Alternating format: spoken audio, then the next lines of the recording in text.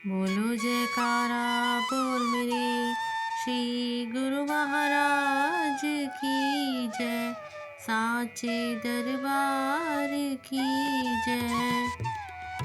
श्री सद्गुरुदेव महाराज जी श्री तीसरी पातशाही जी के समय में श्री प्रयाग धाम में श्री दर्शनों के लिए एक छोटे हाल का तथा निवास के लिए कुछ कमरों का निर्माण हुआ था।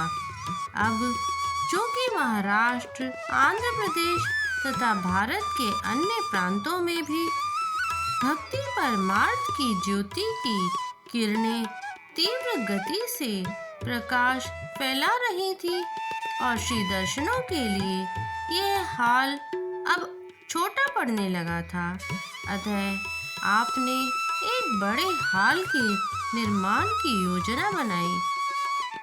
आपकी मौज अनुसार यह कार्य आरंभ हो गया और हाल की नींव भरने तथा दीवारें चुनने का काम 1 वर्ष में पूर्ण हो गया।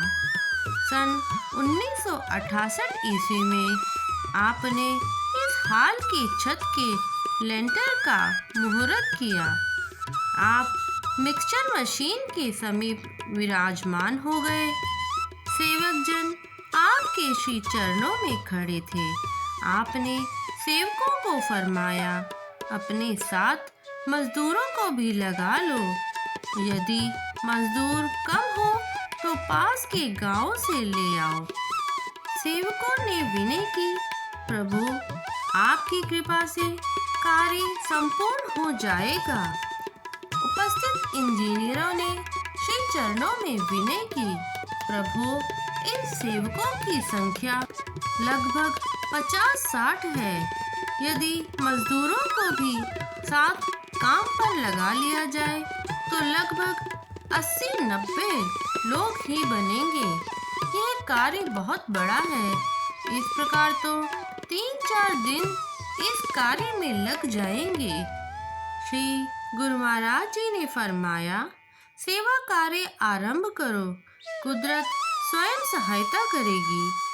ये श्री वचन फरमाकर आपने निज कर कमलों से सबको प्रसाद दिया। सेवकों में नव उत्साह का संचार हो गया। तत्पश्चात कार्य आरंभ हो गया। आप समीप ही विराजमान रहे। सभी सेवक अत्यंत प्रसन्नता एवं लगन के साथ सेवा के कार्य में जुटे हुए थे। आप उनका उत्साह बढ़ाने के लिए 2-3 घंटे बाद क्रम से 7-7 सेवकों को समीप बुलाते तथा उन्हें श्री भोग प्रसाद खिलाते। इस प्रकार प्रेमी सेवक श्री दर्शन का आनंद लेते हुए सेवा में संलग्न रहे। दिन रात एक करके सेवा में जुट जाने से यह कार्य 1.5 दिन में ही पूरा हो गया।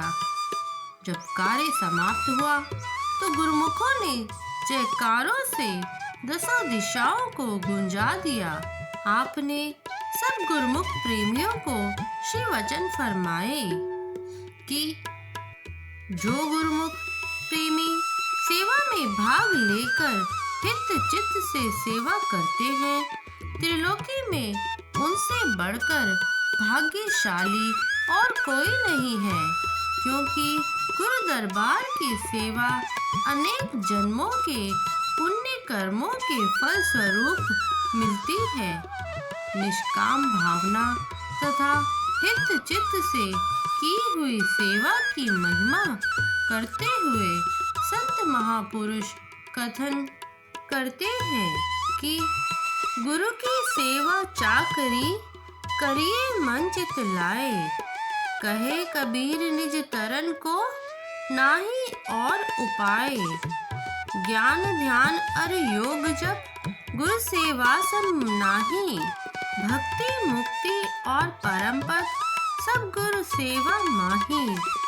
अर्थात सद्गुरु की सेवा आज्ञानुसार तथा मन चित लगाकर करनी चाहिए, क्योंकि संसार सागर से पार होने के लिए इस से उत्तम साधन अन्य कोई नहीं। ज्ञान, ध्यान, योग, जप, तप आदि जितने भी साधन हैं, ये गुरु सेवा की समानता नहीं कर सकते।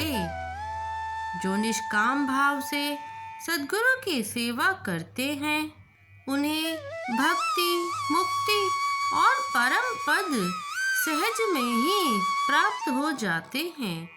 गुरुमुखों की निष्काम भावना, हित चित तथा लगन के साथ की हुई सेवा के फलस्वरूप यह कार्य शीघ्र ही पूरा हो गया है। वहाँ उपस्थित महात्मा जनों एवं भक्त जनों ने विनय की कि प्रभु, आपकी कृपा से ही सब काम पूरा हुआ है। इतना कहकर सबने श्री सद्गुरुदेव महाराज जी के श्री चरणों में दंडवत प्रणाम किया। श्री गुरु महाराज जी ने फरमाया, शक्ति तो चाहे मालिक की ही होती है, परंतु महापुरुष सदैव अपने सेवकों का मान बढ़ाते आए हैं। त्रेता युग में शक्ति तो श्री रामचंद्र जी महाराज की थी, परंतु मान उन्होंने सेवकों का बढ़ाया। इसी प्रकार द्वापर युग में शक्ति तो श्री कृष्णचंद्र महाराज जी की थी, परंतु भगवान ने नाम अर्जुन का ही किया। महापुरुष तो सदैव सेवकों को उच्च दर्जा देते ही हैं। अतः सेवक बनने के लिए सेवक के सभी कर्तव्यों का पालन करते हुए गुरुमुखों ने अपने लक्ष्य तक पहुंचना है। सद्गुरु की निष्काम भावना से की हुई सेवा की यही बड़ाई है कि इससे सद्गुरु की प्रसन्नता भी प्राप्त होती है, मान सम्मान भी मिलता है और भक्ति, मुक्ति तथा परम पद की भी प्राप्ति होती है। इसीलिए क्या देवता और क्या ऋषि मुनि, योगी तपस्वी सभी सद्गुरु की सेवा की अभिलाषा रखते हैं। परम संत श्री कबीर साहिब जी के वचन भी यही है कि जेहि खोजत ब्रह्मा थके, सुर नर मुनि अरु देव, कह कबीर सुन साधवा, कर सतगुरु की सेव। बोलो जयकारा बोल मेरे श्री गुरु महाराज की जय, साचे दरबार की जय।